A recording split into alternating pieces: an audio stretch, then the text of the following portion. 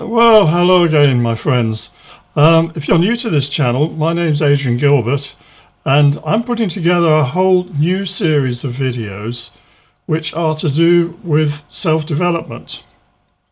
I've done many other videos. You'll find some of them on this channel. Others you'll find on Rumble, which is called, the channel on Rumble is called The Invisible College. And if you go there, you'll find videos. There's ones on the book of Daniel at the moment, and I'm going to be putting a lot more on the book of Revelations on there that are already on this channel, but they won't stay here. Eventually they'll all be on Rumble. But today I want to talk to you about this new work that I'm pioneering, which is to do with self-development. And what I mean by that will become clear as we go on. I intend this to be more like a kind of course, as it were. But it begins with you. It doesn't begin with me, it begins with you. And I want to take you back. I want to take you back to what is the first memory that you have in your life. Now, it's going to be different for everyone, obviously. But I can tell you the first memory I have in my life is lying in a pram outside in the garden. Now, in those days, I'm 71, right? So I'm an oldie. Back in those days, and we're talking about the 1950s, I was born in 49, it was normal for mothers to put their babies outside in prams to get fresh air.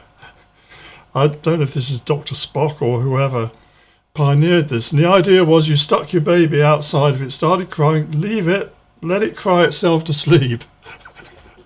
I don't think mothers would do that so much now, but this was the idea they had then.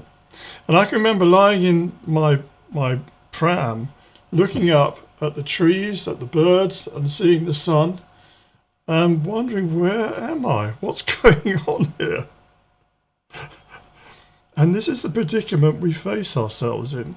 It's like we've been parachuted into these bodies and we find ourselves on this extraordinary planet. And it is extraordinary. Just think about it. You've seen pictures of Mars and Jupiter and Saturn and Mercury. You know that they're not inhabitable. Yes, I know Elon's going to change all that, but I'll be doing other videos about him. I really like Elon Musk.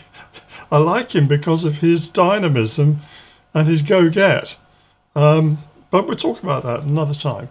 But you find yourselves parachuted into this place where you have a body, right?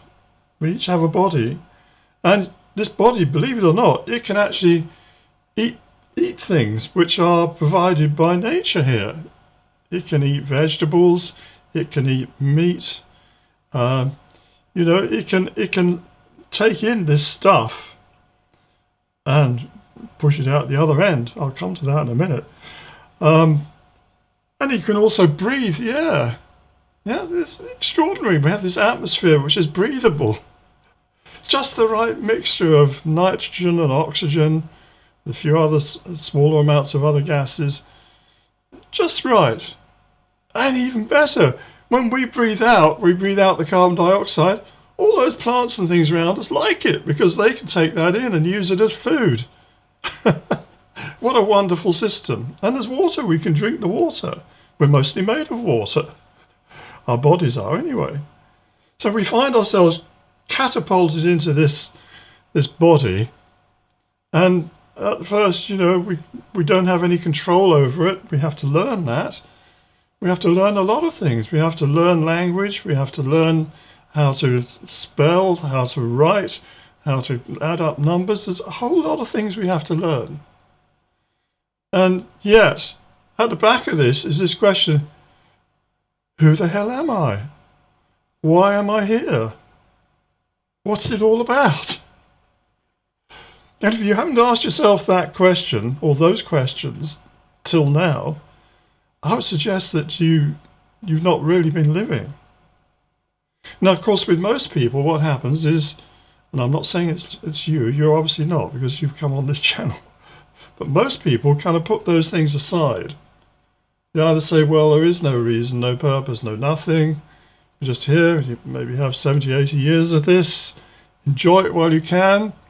And in the end, you'll be put in the oven, baked, the ashes taken out and scattered somewhere. And that's it. Finito. That's what a lot of people think. Until they get near at the time. They change their minds then, usually. Others think, well, yeah, well, religion comes into it. I have a soul. My soul's going to go to heaven if I do the right things. I follow the religious path. They tell me what to do. I go to church on Sunday. I maybe have to keep certain conditions, fasting, maybe occasionally, or, I've got to be a good person. And as long as I do that, that's all right. And the rest of the time, I just do what I like, pretty much. As long as I don't break the rules. Yeah, no adultery, no stealing, no murdering. Yeah, well, I'm not going to do those things anyway. Keep on the straight and narrow, do the right thing, I'll go to heaven. And I can forget about everything else. It's all done for me. There's nothing I need to consider about it. I can just get on with whatever work I have to do. Well, that's all very well and good, but it's not good enough for me. And I hope it's not good enough for you. I want to know why we're here, what it's all about, what our purpose is. And it started with me very early on. I can remember another memory I have.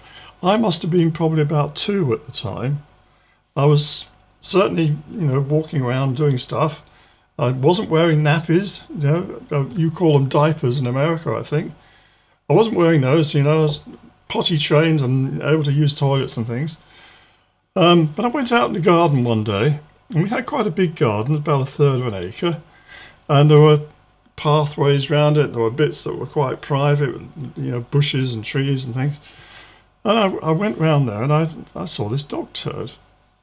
I mean, I presume maybe it wasn't a dog, because we didn't have a dog at that point. Maybe it was something else. And I thought, that's odd. That's funny. And there were flies on it. And I thought, that's very peculiar. What's going on here? So I dropped my trousers and I did one of my own. Right there in the path. And I came back and looked at it, every day for, a week or two to watch its progress. And first there were these blue flies on it, these blue bottles. That's what we call them in England. Blue arse flies, whatever you call them. I don't know, you probably call them something different in America.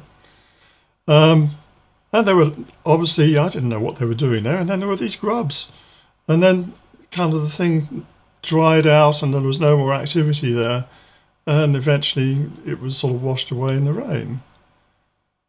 And I thought, isn't that weird? Isn't this place weird? And that actually was my first scientific experiment. I went on to study science. I was actually quite good at science at school. And then I went on to university to do a degree in chemistry. But that was my first scientific experiment. And it was an experiment, I suppose, would you call it biology or botany? No, it wouldn't be botany, would it? Whatever subject is to do with poo and flies. Maybe you've got similar experiences yourself when you started trying to understand this world. And I'm sure if my mother had caught me, she said, "Don't you do that, that's filthy, that's disgusting. We do that in the toilet. We don't do that in the garden." Yeah. And that would have been, but nobody else found out about it, so I got away with it. But I want you to start thinking about your first memories, your early experiences of life, and how you were looking at this world in wonderment. With a wonderment that the adults around you didn't seem to have, and which maybe you don't have today because you're so familiar with it.